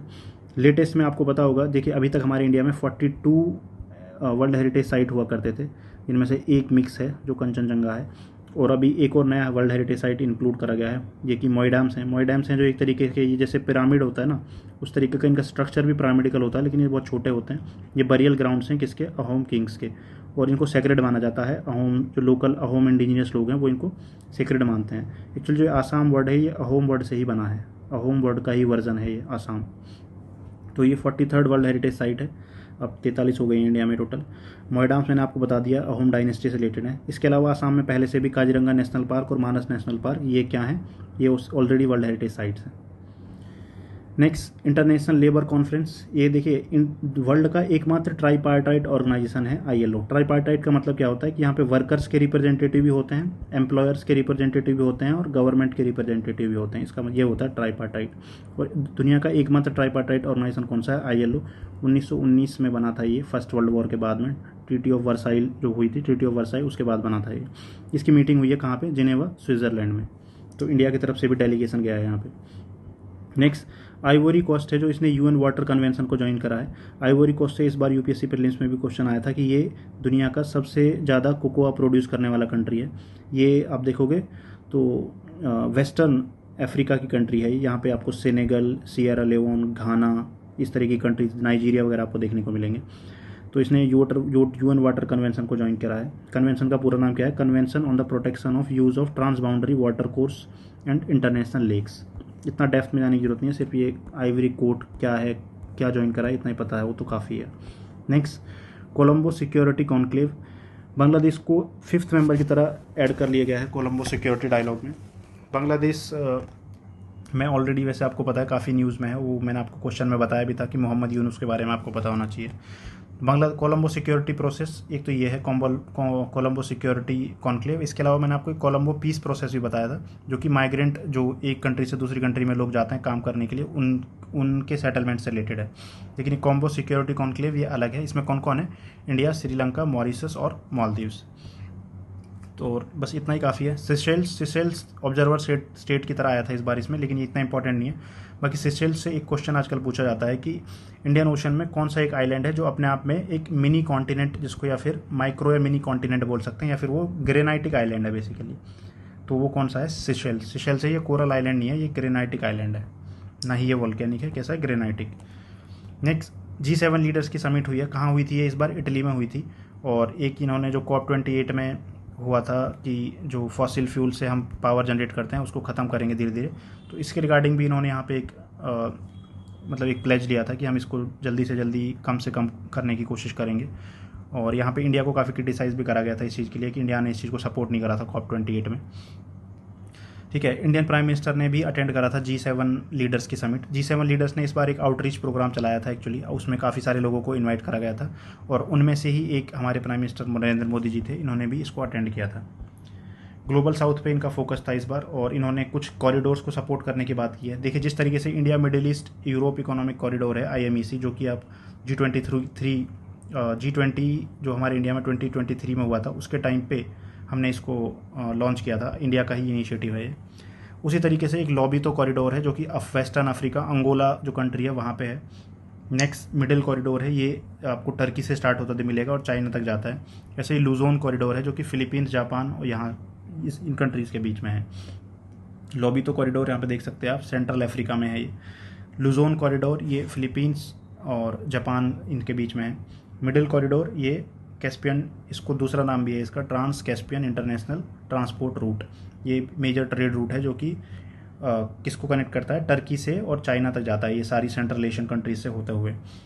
इटालियन प्राइम मिनिस्टर हैं, इनका एक मतई प्लान है। मतई प्लान किस लिए है? तो ये इटली कैसे कंट्रीब्यूट कर सकता है अफ्रीका की डेवलपमेंट के लिए, ये प्लान ये बताता है, इसको मतई प्लान बोलते हैं। Next, India IORA cruise tourism conference. IORA क्या है यहाँ पे? Indian Ocean Rim Association. जो इंडियन ओशियन है, जैसे ये मान लो ये इंडियन ओशियन है इस तरीके से, तो इसके आसपास जो कंट्रीज़ हैं या फिर बीच में कहीं कंट्रीज़ हैं, वो इंडियन ओशियन रिम एसोसिएशन का पार्ट है। कौन कौन है इसमें? Bangladesh, Kenya, Madagascar, Maldives, Mozambique, Sri Lanka, south Africa, Seychelles, Tanzania, ये कंट्रीज इसमें आते हैं। ठीक है, तो इसका कॉन्फ्रेंस हुआ है, कहाँ हुआ था? ये न्यू दिल्ली में हुआ था, इसलिए इंपॉर्टेंट है। नेक्स्ट, ये थोड़ा बता रखा है इंडियन ओशियन रिम एसोसिएशन के बारे में। 1997 में बना था। इस टाइम एक और ऑर्गेनाइजेशन भी बना था, कौन सा? बिम्स्टेक। बैंकॉक डिक्लेरेशन के थ्रू इसको बनाया गया था। बिम्स्टेक भी इंपॉर्टेंट है इस बार, क्योंकि 2024 में इसका चार्टर पास हो गया, लीगल स्टेटस मिल गया है बिम्स्टेक को। हेडक्वार्टर कहाँ पे? इंडियन ओशियन रिम एसोसिएशन का इबीन, मॉरिशस में। Next, 10th world water forum. 10th world water forum है जो, इसकी मीटिंग अभी हाल ही में हुई थी। कहाँ पे? बाली में।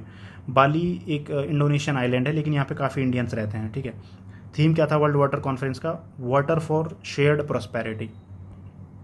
यहाँ पे कुछ इंडिजीनियस प्रैक्टिसेस हैं वाटर के कंजर्वेशन और वाटर के यूसेज से रिलेटेड इंडोनेशिया की, जिनका नाम है सेगारा कैरथी और मिलास्ती। ये दो ऐसे नाम हैं जो थोड़े ऑड हैं, आपको पता होना चाहिए कि किससे रिलेटेड है। ये वाटर फोरम में इनको डिस्कस करा गया था। ये वाटर प्यूरिफिकेशन टेक्निक्स हैं एक तरीके से, ट्रेडिशनल वहाँ की। जो 11th वर्ल्ड वाटर फोरम है ये 2027 में होगा अब, और कहाँ पे होगा? ये सऊदी अरेबिया में। नेक्स्ट, ओशन डेकेड कॉन्फ्रेंस 2024, ये कहाँ हुई है? बार्सिलोना। बार्सिलोना कहाँ पड़ता है? स्पेन में। Ocean decade conference. थीम क्या था इसका? Delivering the science we need for ocean we want. इस तरह ये थीम पूछी जा सकती है, क्योंकि ये इसका साइज एकदम ठीक है, ना बहुत बड़ी है ना बहुत छोटी है। Delivering the science we need for the ocean we want. ये स्पेन में हुई थी, मैंने आपको बता दिया। यूनेस्को है, जो यूनेस्को का एक्चुअली एक बॉडी ऑर्गन है जिसको बोलते हैं इंटर गवर्नमेंटल ओशियनोग्राफिक कमीशन। यूनेस्को का ही पार्ट है ये इसको कंडक्ट कराता है। Indian ocean regional decade conference इतना इंपॉर्टेंट नहीं है, लेकिन आपको पता होना चाहिए कि ये 2024 फेब का है, जो ये हैदराबाद में हुआ है। Next, Raisina dialogue. देखिए, रायसीना डायलॉग ये एक जियो पॉलिटिकल और जियो इकोनॉमिक डायलॉग होता है। इस बार ये वैसे ये हर साल होता है, मतलब 26 जनवरी के आसपास आपको देखने को मिलेगा ये, मतलब 26 जनवरी के बाद आपको देखने को मिलता है ये। और इंडिया इसको कराता है। एक्चुअली एक सांग्रीला डायलॉग होता था कहाँ पे, सिंगापुर में, उसके तर्ज पे ये इंडिया कराता है रायसीना डायलॉग। इस बार इसमें चीफ गेस्ट कौन थे, तो ग्रीस के जो प्राइम मिनिस्टर हैं कारियाकोस मित्सोताकिस, थोड़ा अजीब सा नाम है ये इनके इस बार चीफ गेस्ट थे। इसका थीम इंपॉर्टेंट है, ये पूछा जा रहा है एग्जाम्स में, क्या है थीम, चतुरंग है थीम का नाम, चतुरंग है। तो चतुरंग में मतलब 4 चीज़ों की बात हो रही है, कौन कौन सी, कॉन्फ्लिक्ट, कॉन्टेस्ट, कोऑपरेट और क्रिएट। नेक्स्ट इसमें कौन सी वैल्यूज़ के ऊपर इस बार स्ट्रेस करा गया था, जैसे देखिए हम हर बार कुछ ना कुछ नई की टर्म, पिछले 10 साल से आप देख रहे होंगे कुछ ना कुछ नया कीवर्ड होता है जो थोड़े थोड़े दिन न्यूज़ में आता रहता है, जैसे कभी वसुदेव कुटुंबकम है, कभी विश्वमित्रा, कभी विश्व बंधु। तो वैसे अब ये नया आया है, सर्वे भावंतु सुखीना, इसका मतलब है mutual coexistence and cooperation in resolving international issues. Next 7th Indian ocean conference, ये पर्थ ऑस्ट्रेलिया में हुई है। इसका थीम था towards a stable and sustainable Indian ocean. Annual international conference है, ये इतना इंपॉर्टेंट नहीं है ये question. Next name non align movement है जो इसका 19th समिट हुआ है हाल ही में, कहाँ हुआ था ये, कंपाला युगांडा में। युगांडा ने एक्चुअली अभी इसकी जो चेयरमैनशिप है वो अज्यूम की है, इसके पहले इसकी चेयरमैनशिप अजरबैजान के पास थी। अजरबैजान के बारे में आपको पहले बताया था। नेक्स्ट जो कॉप मीटिंग होने वाली है COP 29, वो भी अजरबैजान की कैपिटल बाकू में होने वाली है। ये जो बाकू है ये कैस्पियन सी के पास में पड़ता है एकदम। कंपाला डिक्लेरेशन साइन हुआ था जिसने इजराइल को क्रिटिसाइज़ करा था उसके मिलिट्री अग्रेशंस के लिए, जो उसने गाज़ा में तबाही मचाई हुई है उसको क्रिटिसाइज़ करते हुए कंपाला डिक्लेरेशन अडॉप्ट करा गया था। और इंडिया ने यहाँ को अपने आप को कैसे प्रेजेंट करा था, विश्वमित्रा। मैं आपको बता ही रहा था अभी कि इस तरीके के कीवर्ड ये पिछले 10 साल से, जब तक ये बीजेपी की नई गवर्नमेंट आई है तब से इस तरीके के कीवर्ड आपको न्यूज़ में देखने को मिलते हैं, जो कि मेंस की आंसर राइटिंग में काफ़ी मददगार होते हैं। Next India Ethiopia joint trade committee. देखिए इथियोपिया के बारे में एक तो ये पता होना चाहिए कि इसका कैपिटल क्या है, एडिस अबाबा इसका कैपिटल है, और ये ट्रेड कमेटी है, इतना इंपॉर्टेंट नहीं है। लेकिन यहाँ पे एक चीज़ है जो एग्जाम्स में पूछी जा रही है, वो है इथियोपिया का। देखिए ETH से तो इथियोपिया बन गया इसमें, और स्विच ये एक तरीके से पेमेंट सिस्टम है, जैसे हमारे इंडिया में UPI है उसी तरीके से इनका ये है एथ स्विच। ये एथ स्विच और UPI को ना इंटीग्रेट करने के लिए इंडियन गवर्नमेंट ने प्रपोज करा है इथियोपिया को कि हम इन दोनों सिस्टम्स को इंटीग्रेट कर देते हैं। तो दोनों ये पेमेंट स्ट्रक्चर से रिलेटेड है। एथ स्विच है जो ये पूछा सकता है कि क्या है और कौन सी कंट्री से रिलेटेड है। Next 3rd global maritime India summit 2023 कहाँ हुई है, मुंबई में हुई है, और प्राइम मिनिस्टर ऑफ इंडिया ने इसको वीडियो कॉन्फ्रेंसिंग के थ्रू इनॉग्रेट करा था। इसका थीम क्या है, कनेक्ट कोलैबोरेट क्रिएट। और नेक्स्ट इसके आगे देखते हैं, it is being organise jointly by ministry of ports. ये इतना इंपॉर्टेंट नहीं है कौन सी मिनिस्ट्री ने करा है। Indian chambers of commerce and industry, FICCI है जो ये इसमें पार्टिसिपेट करा था, ये एक प्रेशर ग्रुप है FICCI, Indian chamber of commerce का। ट्यूना, देखिए ट्यूना ये वर्ड है, ये आपको पता होना चाहिए, ये आपको फिशिंग इंडस्ट्री में बार बार देखने को मिलेगा। ट्यूना एक्चुअली एक फ़िश होती है जो कि सिर्फ सैलाइन वाटर में ही देखने को मिलेगी आपको। जहाँ पे इंडिया ने अपने अमृतकाल विजन 2047 की कैसे हम इंडिया को $30 ट्रिलियन इकोनॉमी और वर्ल्ड की 3rd लार्जेस्ट इकोनॉमी बनाना चाहते हैं, और साथ ही में कैसे हम इंडिया को एक डेवलप्ड कंट्री बनाना चाहते हैं इन अपकमिंग ईयर्स, यानी 2047 तक। यहाँ पे एक फाउंडेशन स्टोन रखी गई किसकी, ट्यूना तेकरा। ये ट्यूना मैं आपको बता रहा हूँ ना, ये ट्यूना का मतलब फ़िश होता है यहाँ पे। कहाँ पे, गुजरात के दीनदयाल पोर्ट पे, Deendayal port authority in Gujarat. जो कांडला पोर्ट है एक्चुअली वो ही दीनदयाल पोर्ट है। Next Henley passport index 2024। Henley passport index को कौन रिलीज़ करता है, हेनले एंड पार्टनर्स। और डेटा, किस डेटा को यूज़ करते हैं, इंटरनेशनल एयर ट्रांसपोर्ट एसोसिएशन के डेटा के बेस पे ये रिलीज़ करते हैं हेनले पासपोर्ट इंडेक्स। इसमें इंडिया का रैंक क्या है ये पूछा जाता है। टॉप पे इस बार कौन रहा है, टॉप पे यहाँ पे आपको मल्टीपल कंट्रीज देखने को मिलेंगी, France, Germany, Italy, Japan, Singapore, Spain. इनका अगर आपके पास पासपोर्ट है तो आप किसी भी कंट्री में जा सकते हो बिना वीज़ा के। इंडिया की रैंक इस बार कितनी है, 85th, और कितनी कंट्रीज़ में वीज़ा फ्री एक्सेस है, 62। अफ़गानिस्तान है वो सबसे लास्ट में है यहाँ पे, और सेकंड लास्ट है सीरिया। इसके अलावा एक पासपोर्ट अफोर्डेबिलिटी रैंकिंग भी आई थी हाल ही में, इतना इंपॉर्टेंट नहीं है, लेकिन इसमें ये बोला गया था कि इंडिया का जो पासपोर्ट है ये 2nd चीपेस्ट पासपोर्ट है ग्लोबली, सबसे चीपेस्ट पासपोर्ट है UAE का, उसके बाद दूसरे पे इंडिया का passport. Next Mercer's 2024 cost of living data, कौन सी सिटी में रहना कितना महंगा है ये बताता है ये मर्सर्स 2024 कॉस्ट ऑफ लिविंग डेटा। इसके अकॉर्डिंग सबसे महंगी जो सिटीज़ हैं वो हैं हांगकॉन्ग, सिंगापुर और ज्यूरिख स्विट्ज़रलैंड में है। इंडिया की सिटीज़ जो इस लिस्ट में है वो आप देख लीजिए। मुंबई को यहाँ पे कौन सा प्लेस मिला है, 136, और दिल्ली को मिला है 165। ग्लोबल जेंडर गैप रिपोर्ट ये निकालता है वर्ल्ड इकोनॉमिक फोरम हर साल, और आपको पता होगा जो 5th हमारा सस्टेनेबल डेवलपमेंट गोल है वो भी जेंडर इक्वालिटी से रिलेटेड है, तो ये रिपोर्ट इंपॉर्टेंट है और इंडिया काफ़ी काम कर रहा है। मैंने आपको ऑलरेडी बताया था जो पायलट वाला केस था उसमें भी कैसे हम जेंडर इक्वालिटी की तरफ बढ़ रहे हैं धीरे धीरे। तो इसमें सबसे जो अच्छा स्कोर है वो आइसलैंड का रहा है 93.5%, और इंडिया का इसमें रैंक रहा है 129th। इसमें हम थोड़ा पीछे चले गए हैं, पहले 2023 में 127th था हमारा रैंक। इसमें कुछ हमारे नेबर्स की रैंक दी है, इतना इंपॉर्टेंट नहीं है, बस आपको थोड़ा देख लेना है कि हम बांग्लादेश से भी पीछे हैं, भूटान से पीछे हैं, नेपाल से पीछे हैं, श्रीलंका से पीछे हैं। हमारी हालत अच्छी है मालदीव से और पाकिस्तान से। Next global peace index. Global peace index कौन रिलीज़ करता है? तो इसको एक ऑस्ट्रेलियन थिंक टैंक है जिसका नाम है institute for economic and peace, ये रिलीज़ करता है इसको। इसका 18th एडिशन हाल ही में रिलीज़ हुआ था, और इसमें आपको ये पता होना चाहिए कि पहली रैंक दूसरी रैंक ये सब किसकी हैं। पहली रैंक है आइसलैंड की, दूसरी आयरलैंड की, तीसरी ऑस्ट्रिया की। इंडिया की रैंक क्या है इसमें? इंडिया का रैंक है इसमें 116। वैसे ये इंडेक्स बहुत क्लियरली पूछा जाता है एग्जाम्स में। नेक्स्ट सिप्री ये एक स्टॉकहोम बेस्ड रिसर्च एक तरीके से ऑर्गेनाइजेशन है, Stockholm international peace research institute. ये वर्ल्ड में जो न्यूक्लियर बॉम्ब वगैरह हैं इन सबको ट्रैक करता है, एक्टिविटी और ग्रोथ वगैरह को। इसके अलावा ओवरऑल डिफेंस से रिलेटेड जितने भी परचेज होते हैं उन सबको ये ट्रैक करता है। तो इसने डिटेल्स दी हैं कि जो सभी न्यूक्लियर आर्म्ड स्टेट्स हैं वो कोई भी अपने न्यूक्लियर जो आर्म्स हैं उसको डाउनग्रेड नहीं कर रहा है, उल्टा उनको बढ़ा रहे हैं, वेपन्स को मॉडर्नाइज किया जा रहा है। इंडिया जो कि पहले इंडिया में वॉर हेड्स थे जो न्यूक्लियर वॉर हेड्स वो और पाकिस्तान से कम होते थे, लेकिन अभी इंडिया के पास ज़्यादा हैं पाकिस्तान के मुकाबले। टोटल कितने न्यूक्लियर पावर्ड कंट्रीज़ हैं वर्ल्ड में? टोटल 9 कंट्रीज़ हैं। रसिया और यूएसए के पास दुनिया के 90% न्यूक्लियर वेपन्स हैं, और दुनिया में सबसे ज़्यादा न्यूक्लियर वेपन्स रशिया के पास में हैं। इंडिया को जो रैंकिंग है न्यूक्लियर वॉर हेड्स में वो ग्लोबली 6th पे है। पाकिस्तान के पास 170 वॉर हेड्स हैं, हमारे पास 172 वॉर हेड्स हैं। Next world press freedom index. World press freedom index कौन रिलीज करता है? रिपोर्टर्स सांस फ्रंटियर्स, ये एक फ्रेंच वर्ड है, फ्रेंच ऑर्गेनाइजेशन है ये। इसका इंग्लिश में मतलब होता है रिपोर्टर्स विदाउट बॉर्डर्स। इसमें भी इंडिया की हालात कुछ ठीक नहीं है, ऑल्दो हमारी पोजीशन 2 अंक से ठीक हुई है। पहले 161 था हमारा रैंक 2023 में, लेकिन इस बार 159 आया है, लेकिन still it is one of the worst countries. इसमें आप देखोगे टर्की, पाकिस्तान, श्रीलंका इनका रैंक दिया है। टर्की का 158 है, पाकिस्तान का 152 है, श्रीलंका का 150 है, तो हमसे बेहतर ही हैं, कुछ थोड़ा सा बेहतर है लेकिन बेहतर ही हैं। नॉर्वे सबसे अच्छा है। यहाँ पे नॉर्डिक कंट्रीज़ हैं जितने भी स्कैंडिनेवियन कंट्रीज, ये हमेशा इनमें आपको टॉप पे ही देखने को मिलेंगी।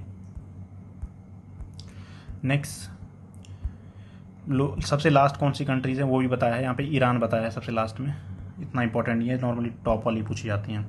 Next human development report. Human development report में इंडिया का रैंक आया 134 इस बार। इसको रिलीज़ कौन करता है? United Nations development programme. 1990 से ये रिलीज़ हो रहा है।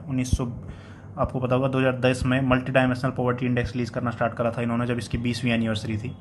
और इसको डिज़ाइन किसने करा था? एक तो महबूबुल हक हैं, पाकिस्तान के हैं ये, और एक अमर्त्य सेन है। इनके फिलॉसफी के ऊपर बेस्ड है human development index. First rank इस बार स्विट्ज़रलैंड की रही है, लास्ट सोमालिया की। और इंडिया की जो रैंक है वो कितनी है? 134th। टोटल इंडिया का स्कोर था 0.64, लेकिन रैंक है इंडिया की 134। नेक्स्ट ये मैं आपको बता दिया, महबूबुल हक और अमर्त्य सेन के काम के बेसिस पे इसको बनाया गया था। इंडिया की जो जेंडर इनइक्वालिटी इंडेक्स है उसमें इंडिया का 14 पॉइंट्स का मतलब जंप देखने को मिला है। रैंक यहाँ पे 108 है। ये एक्चुअली इसी के अंदर होता है, जेंडर इनइक्वालिटी इंडेक्स भी ह्यूमन डेवलपमेंट इंडेक्स का ही पार्ट होता है ये।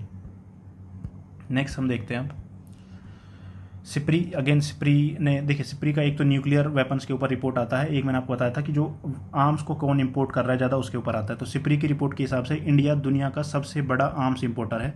इंडिया के अलावा और जो मेन इंपोर्टर है उसमें आपको देखने को मिलेगा सऊदी है, जैसे सऊदी है, पाकिस्तान है, ये भी काफ़ी आर्म्स इंपोर्ट करते हैं। तो इंडिया में ऑल्दो हम ट्राई कर रहे हैं कि अपनी जो डिफेंस इंडस्ट्री है उसको बढ़ाया जाए, लेकिन अभी भी हम ग्लोबली सबसे ज़्यादा आर्म्स इंपोर्ट करने वाली कंट्री हैं। ऑल्दो हमने इस बार धीरे धीरे अपने जो आर्म्स इंपोर्ट है उसको डाइवर्सिफाई कर दिया है। पहले हम रशिया पे काफ़ी डिपेंडेंट थे, लेकिन अब रशिया, इजराइल और क्या बोलते हैं यूएसए, इन सब कंट्रीज से हम अब इंपोर्ट करते हैं। सबसे ज़्यादा बड़े एक्सपोर्टर दुनिया में कौन है? United states, France, Russia, China, Germany. हम फ्रांस से भी मतलब मंगाते हैं, और रशिया से भी, यूनाइटेड स्टेट्स से भी, जर्मनी से भी। यूनाइटेड स्टेट्स दुनिया में सबसे ज़्यादा ग्लोबली एक्सपोर्ट करता है आर्म्स को 42% मार्केट शेयर के साथ में। टॉप इंपोर्टर्स कौन है? India, followed by Saudi Arabia, Qatar and Ukraine और Pakistan.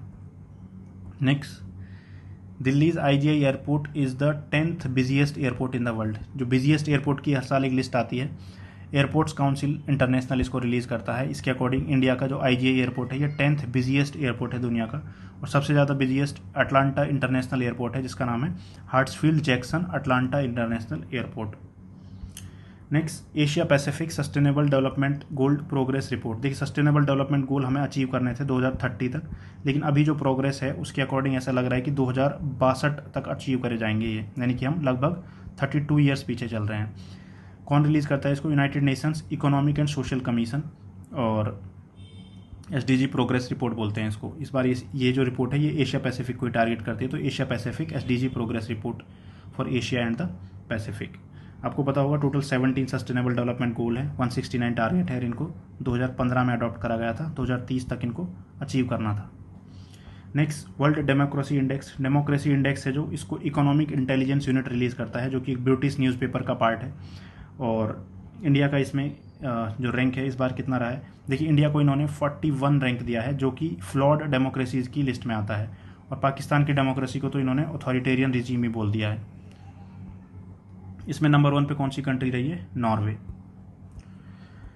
Next, global risk report. एक ग्लोबल रिस्क रिपोर्ट 2024 है, ये बताती है कि कैसे अलग अलग तरीके के रिस्क हमने खुद से क्रिएट किए हैं, and we are living in a risk society. World economic forum इसको रिलीज़ करता है। इसका जो इस बार थीम था वो था from life to lab science in action. इसने इंडिया जैसी कंट्रीज़ के लिए सबसे बड़ा थ्रेट बताया है क्या? Misinformation and disinformation, क्योंकि हमारे यहाँ पे इलेक्शंस वगैरह में बहुत ज़्यादा मिस इन्फॉर्मेशन स्प्रेड की जाती है। तो और इंडिया में 50% इंटरनेट पेनिट्रेशन हो चुका है, ऑलमोस्ट 50% लोग हैं वो इंटरनेट यूज़ कर रहे हैं, and they are vulnerable to misinformation and disinformation. बाकी AI ड्रिवन मिस इन्फॉर्मेशन और डिस इन्फॉर्मेशन के ऊपर भी इन्होंने अपनी चिंता जताई है। करप्शन परसेप्शन इंडेक्स इसको रिलीज़ करता है हर साल ट्रांसपेरेंसी इंटरनेशनल, और ट्रांसपेरेंसी इंटरनेशनल इसमें टोटल 180 कंट्रीज़ को जज करता है। फर्स्ट यानी कि करप्शन फ्री कंट्रीज़ की लिस्ट में सबसे पहले नंबर पे है डेनमार्क, और इंडिया का रैंक इस बार रहा है 93। ये 2023 का रैंक है, एक्चुअली 93 रैंक है इंडिया का। फर्स्ट पे था डेनमार्क।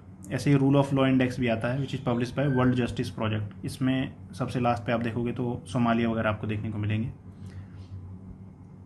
नेक्स्ट हम देखते हैं ग्लोबल हंगर इंडेक्स। ये हर बार काफ़ी डिबेटेड रहता है, ऑल्दो ये यहाँ पे 2023 वाला दिया हुआ है, लेकिन अभी 2024 का वर्ल्ड हंगर इंडेक्स भी आ गया है। 2023 में हमारी रैंकिंग थी 111 और 2024 में हमारी रैंकिंग है 105। थीम 2023 वाली कहता था power of youth in shaping food systems. अभी आपको याद रखना है 2024 वाला हमारा कितना रैंक है? 105। इसमें 4 पैरामीटर्स कंसिडर करे जाते हैं। इस ट्रिक के साथ आप इसको याद रख सकते हो। स्वम, S for stunting, W for wasting, U for under nourishment, M for mall nourishment. Stunting है जो हमारे हाइट से रिलेटेड होता है, अगर आपकी एज के अकॉर्डिंग हाइट कम है तो आप स्टंटेड हो।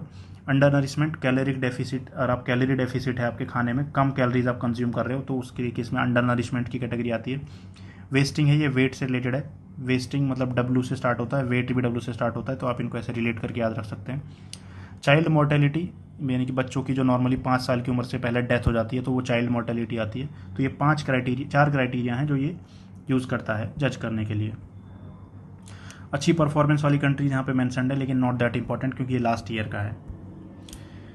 नेक्स्ट, कुछ इंटरनेशनल इवेंट्स हुए थे। देखिए, एक टाइफून आया था यागी टाइफून आया था। ये कहाँ पे आया था? ये पैसिफिक में आया था, ये वेस्टर्न पैसिफिक साइड में, खासकर साउथ ईस्ट एशिया की जो कंट्रीज़ हैं, फिलीपींस हैं, इस फिलीपींस वियतनाम वगैरह, इसको इसने इम्पैक्ट किया था। चाइना के भी हेनान प्रोविंस में काफ़ी तबाही मचाई थी इसने। और ये ट्रॉपिकल साइक्लोन है, पैसिफिक में आया है तो चाइना के आसपास तो आपको पता ही है ट्रॉपिकल साइक्लोन होगा ये। वियतनाम को इंडिया ने इसमें मदद भी भेजी थी, ऑपरेशन सद्भावना चलाया था हमने, और एक्ट ईस्ट पॉलिसी का पार्ट है ये। $1 मिलियन की ह्यूमैनिटेरियन असिस्टेंस हमने वियतनाम को दी है। Vietnam is an enemy country of China and enemy of enemy is friend, इसलिए वियतनाम हमारा फ्रेंड है। बाकी वियतनाम वैसे हमारा कंपेटिटर भी है मैन्युफैक्चरिंग इंडस्ट्री में, क्योंकि जो कंट्रीज़ चाइना को छोड़ के जा रही हैं वो या उनके पास ऑप्शंस हैं कि थाईलैंड, वियतनाम, इंडिया, और उनमें से काफ़ी सारी कंट्रीज़ हैं जो एक्चुअली में कहाँ जा रही हैं? वियतनाम में। नेक्स्ट, एक्चुअली एक क्वेश्चन और पूछा जा सकता है यागी से। यागी जो वर्ड है ये कहाँ से आया है? तो ये जैपनीज़ वर्ड है, जो इसमें ये गोट होती है, जो गोट, उसको यागी बोलते हैं जैपनीज़ में, और Japanese name of the constellation Capricornus, ये इसके लिए भी ये यागी वर्ड यूज़ करा जाता है। इसके अलावा जैसे ये ऑपरेशन सद्भावना है, उसी तरीके से कुछ और मिशंस भी इंडिया ने चलाए हैं। जैसे ऑपरेशन कावेरी, ये हमने सूडान में जब वहाँ पे सिविल वॉर हुआ था उसके लिए चलाया था। ऑपरेशन अजय, ये हमने इसराइल से लोगों को इवैक्यूएट करने के लिए चलाया था। ऑपरेशन मैत्री, ये काफ़ी पुराना है, नेपाल में अर्थक्वेक आया था तब चलाया था हमने ये। ऑपरेशन दोस्त है ऐसे ही, वो हमने जब सीरिया और टर्की में अर्थक्वेक आया था तब चलाया था। ऑपरेशन राहत, ये भी पुराना है, 2015 का, यमन सिविल वॉर जो वहाँ पे हुआ था हुती रेबल्स के और जो गवर्नमेंट के बीच में हुआ था। ऑपरेशन समुद्र, ये कोविड-19 पैंडेमिक में जो नवेल ऑपरेशन चलाए गए थे अपने देश के लोगों को वापस इंडिया में लाने के लिए, ऐसे लोग जो फंसे हुए थे या तो आइलैंड कंट्रीज़ में या फिर जो कोस्टल कंट्रीज़ हैं वहाँ पे। वंदे भारत चलाया था हमने कोविड-19 पैंडेमिक में अपने सिटीजन्स को वापस इंडिया लाने के लिए। ऑपरेशन देवी शक्ति, ये हमने चलाया था अफ़गानिस्तान से जो हमारे फ्रेंडली वहाँ पे कुछ सिटीजन्स थे और इसके अलावा जो इंडियंस वहाँ पे फंसे हुए थे तालिबान रूल की वजह से, उनको हमने इंडिया में लेके आया था देवी शक्ति में। और ऑपरेशन गंगा, ये यूक्रेन वॉर के टाइम चलाया था, रशिया यूक्रेन कॉन्फ्लिक्ट में जो लोग फंस गए थे उनको इंडिया वापस लाने के लिए। बायो फार्मास्यूटिकल अलायंस, ये किसने लॉन्च करा है? South Korea, India, United state, Japan. Again मैं पहले आपको बताया था सप्लाई चेन रेजिलियंस के अंदर ही ये आएगा। सप्लाई चेन रेजिलियंस जो बेसिकली फार्मास्यूटिकल इंडस्ट्री है, वहाँ पे जो APIs होते हैं, एक्टिव फार्मास्यूटिकल इंग्रेडिएंट्स, उसमें चाइना ऑलमोस्ट मोनोपोली है चाइना की, तो उस मोनोपोली को तोड़ने का एक ये इलाज है बायो फार्मास्यूटिकल अलायंस। यहाँ पे भी वही global supply of bio pharmaceutical product, ये सब किसका पार्ट है? China+1 पॉलिसी का। ये पूरा जो वेस्ट है आजकल इसमें पूरे एफर्ट मार रहा है किस तरीके से China+1 पॉलिसी को डेवलप करा जाए। ये मैंने आपको बता दी। इसके अलावा सैन डिएगो कैलिफोर्निया में इसको लॉन्च करा गया है, इसकी पहली मीटिंग हुई है यहाँ पे, द बायो इंटरनेशनल कन्वेंशन 2024। इसके अलावा यूनाइटेड नेशंस ने वर्ल्ड का पहला मेजर AI लॉ लॉन्च करा है। ये AI लॉ पास कर दिया इन्होंने। इसमें AI कैसे जो AI है उसको रेगुलेट करना है, उससे रिलेटेड प्रोविजंस हैं इसमें। यहाँ पे एक इंपॉर्टेंट कीवर्ड है सोशल स्कोरिंग। सोशल स्कोरिंग क्या होता है? जो AI होता है वो कैसे लोगों को क्लासीफाई करता है डिफरेंट कैटेगरीज में, उसको AI स्कोरिंग या सोशल स्कोरिंग कहा जाता है। Social scoring with the help of AI, जिसमें कि डिस्क्रिमिनेशन की काफ़ी हाई पॉसिबिलिटी रहती है। इस वजह से ये काफ़ी चिंता का विषय है और EU ने तो प्रॉपर लॉ फ्रेम कर दिया इसको रेगुलेट करने के लिए। ChatGPT के बाद से AI काफ़ी न्यूज़ में रहता है। ChatGPT आपको पता होगा ये किसका है? ओपन AI का प्लेटफॉर्म है ये जो ChatGPT। Next, China opens Chinling station, Chinling या फिर इसको किनलिंग ऐसे पढ़ सकते हैं। चिनलिंग स्टेशन एंटार्क्टिका में ओपन करा है इन्होंने और रिसर्च वगैरह की फैसिलिटी है बेसिकली। और हमारी भी एक करंट अफेयर है इससे रिलेटेड। डिपार्टमेंट ऑफ पोस्ट है जो, इसने अपना पोस्ट ऑफिस का सेकंड ब्रांच ओपन करा था। कहाँ पे? भारतीय रिसर्च स्टेशन एंटार्क्टिका में। हमारे एंटार्क्टिका में कौन कौन से रिसर्च स्टेशन है? दक्षिण गंगोत्री, मैत्री और भारती। दक्षिण गंगोत्री है जो ये सबसे पहले सेटअप करा गया था 1983 में, लेकिन बाद में ये आइस के अंदर दब गया था तो इसको डीकमीशन कर दिया गया था 1990 में। इसके अलावा और कौन सा है? मैत्री, इसको 1989 में स्टार्ट करा गया था और यहाँ पे एक पास में लेक भी है मैत्री के जिसको लेक प्रियदर्शनी बोलते हैं एंटार्क्टिका में। भारती, इसको 2012 में स्टार्ट करा गया था, ये सबसे लेटेस्ट है। इसराइल पैलेस्टाइन कॉन्फ्लिक्ट, अक्टूबर 7 को हमास ने एक ऑपरेशन लॉन्च करा था इसराइल के अगेंस्ट जिसका नाम था अल अक्सा फ्लड। अल अक्सा फ्लड किसने लॉन्च करा था? हमास ने 7 अक्टूबर को इसराइल के अगेंस्ट। फिर इसराइल ने रिटेलिएट करते हुए कौन सा ऑपरेशन लॉन्च करा था? Operation iron swords. ये इसने हमास के अगेंस्ट करा था और ये अब तक चल रहा है। लगभग 40,000 लोगों की डेथ हो चुकी है।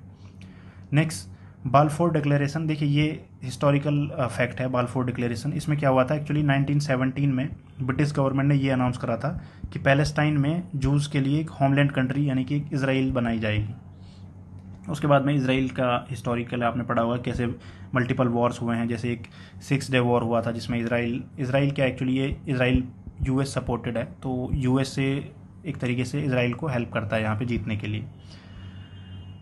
नेक्स्ट, ये सारा गाज़ा बैंक ये सब करंट अफेयर में रहता ही है इसराइल से रिलेटेड। आई होप ये सब आपने पढ़ा होगा वैसे भी स्टैटिक में। अरब इसराइल कन्फ्लिक्ट 1956 में सुएज वॉर हुआ था सुएज कैनाल की वजह से। बाद में 6 डे वॉर हुआ था जिसको इसराइल ने with the help of USA, UK और वेस्टर्न कंट्रीज जीत लिया था। वेस्ट बैंक, ये इसराइल और बेसिकली जो पैलेस्टाइन में हिस्सा है वो ये वेस्ट बैंक है। West Bank actually eastern Israel में पड़ता है। गाजा स्ट्रिप ये वो हिस्सा है जो कि इसराइल और इजिप्ट के बीच में सैंडविच्ड है। होली सिटी है यहाँ पे, अल अक्सा मॉस्क है। सीरियन गोलन हाइट्स है, ये इसराइल ने इसी वॉर में कैप्चर कर लिया था और आज भी इसराइल कंट्रोल करता है इसको। एक्चुअली ये सीरिया का एरिया है। इजिप्ट का सिनाई पेनिनसुला, ये भी इसराइल ने इस वॉर में कैप्चर कर लिया था, लेकिन बाद में इजिप्ट ने इसराइल को रिकॉग्नाइज कर लिया था एज अ कंट्री और सिनाई पेनिनसुला इसराइल ने इजिप्ट को लौटा दिया था। नेक्स्ट 1974 का ये PLO का पैलेस्टीनियन लिबरेशन ऑर्गेनाइजेशन, ये भी मतलब फैक्चुअल चीज़ है, ये करंट अफेयर का नहीं है, लेकिन ये काफ़ी न्यूज़ में है तो पूछा जा सकता है। इसको ऑब्जर्वर स्टेटस दिया था यूनाइटेड नेशंस में 1974 में। PLO पैलेस्टीनियन लिबरेशन ऑर्गेनाइजेशन, यहाँ पे आज भी इनकी गवर्नमेंट चलती है राम अल्लाह से, और प्राइम मिनिस्टर ऑफ इंडिया ने इसको विजिट भी किया था कुछ टाइम पहले। वेस्ट बैंक मैंने आपको बता दिया है, वैसे पैलेस्टीनियन अथॉरिटी मतलब यहाँ पे रूल करती है वैसे तो, लेकिन ये वो ये कि डिज्योर तो यहाँ पे पैलेस्टीनियन फैसिलिटी है कानून के हिसाब से तो, लेकिन आप डिफैक्टो देखोगे वहाँ पे जाकर तो एक्चुअली यहाँ पे भी इजरायली ऑक्यूपेशन के अंदर है फिलहाल। ये भी गाजा स्ट्रिप में हमास रूल करता है। ये मैंने आपको बता दिया कि वेस्ट बैंक एक्चुअली में ईस्टर्न साइड में लोकेटेड है। गाजा स्ट्रिप कहाँ, इसराइल और इजिप्ट के बीच में है। गोलन हाइट्स ये सीरिया का पार्ट है। अल-अक्सा मॉस्क है, ये तीनों धर्मों के लिए इंपॉर्टेंट है एक्चुअली। अल-अक्सा मॉस्क कौन कौन से, अल-अक्सा मॉस्क देखिए थर्ड होलिएस्ट साइट है इस्लाम में, मक्का और मदीना के बाद में, और इस अल-अक्सा है, इसको हरम अल शरीफ भी बोला जाता है। और इसकी जो एक दीवार है पीछे की साइड में वो उसको मतलब टेम्पल माउंट, और ये मतलब ज्यूज़ के लिए इम्पॉर्टेंट है। इसकी जो एक दीवार है इस पीछे की साइड में आप देखोगे। और बाकी जो ओल्ड सिटी ऑफ जेरूसलम है, ये तीनों धर्मों में इंपॉर्टेंट है, क्रिश्चियन, जू और मुस्लिम, इस्लाम यानी कि। और इसको इन तीनों को अब्राहमनिक रिलीजन बोला जाता है। अब्राहमिक रिलीजन से जो ये मोनोथीस्टिक रिलीजन है, यानी कि एक ही भगवान में मानते हैं। अल-अक्सा मॉस्क ये मैंने बता दिया थर्ड होलिएस्ट साइट है इस्लाम में, मक्का और मदीना के बाद में। It is also a UNESCO world heritage site. शेख ज़र्रा एक्चुअली ये वहाँ पे एक छोटा सा एरिया है ओल्ड सिटी जेरूसलम में। यहाँ पे बहुत सारे पैलेस्टीनियंस पहले रहते थे, लेकिन जब इसराइल ने 1948 में मतलब एक कंट्री डिक्लेयर हुआ था इसराइल, तो उस टाइम पे यहाँ से इन लोगों को भगा दिया गया था पैलेस्टीनियंस को। शेख ज़र्रा।